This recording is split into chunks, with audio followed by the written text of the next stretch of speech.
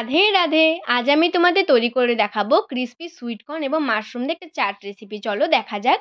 এখানে আমি নিয়েছি ধনে গুঁড়ো, জিরের গুঁড়ো, লঙ্কার গুঁড়ো, কাশ্মীরি লঙ্কার গুঁড়ো, গরম মশলার গুঁড়ো, নিয়েছি একটু লবণ, হলুদ, ৩ চামচ কর্নফ্লাওয়ার নিয়েছি। নিয়ে এটাকে ভালো করে মিশিয়ে আগে থেকে বয়েল করে রাখা সুইট কর্নটা দিয়ে দেবো। দিয়ে ভালো করে মিশিয়ে নেব, কোট করে নেব।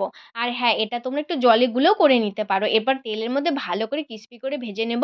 তোমরা এটা খালিও এইভাবেও খেতে পারো। তারপরে ওই যে কর্নফ্লাওয়ারটা ছিল সেটার মধ্যে একটু জল দিয়ে গুলিয়ে মাশরুমটা দিয়ে এটাও সুন্দর করে ক্রিসপি করে ভেজে নেব। দুটোই ভাজা হয়ে গেছে। এবার একে একে সব কিছু দিয়ে দেবো। টমেটো কুচি দিয়ে দিয়েছি, একটু শসা কুচি, ক্যাপসিকাম, লঙ্কা, ধনে গুঁড়ো, জিরের গুঁড়ো, লঙ্কার গুঁড়ো, কাশ্মীরি লঙ্কার গুঁড়ো দিয়েছিলাম। দিয়েছি চাট মশলা, আমচুর পাউডার, গোলমরিচের গুঁড়ো আর দিয়েছি বিট লবণ আর শেষে দিয়েছি আচারের তেল। দিয়ে এটাকে ভালো করে মেশাতে হবে। তোমরা যখন এটা করবে, মেশাবে যখন আচারের তেলে এমন একটা সেন্ট আসছিল মনে হচ্ছিল তখনই খেয়ে নিই। দেখতে এত ভালো লাগছে, খেতে কত ভালো লাগবে বলো তো? করো আর আমাকে জানিও।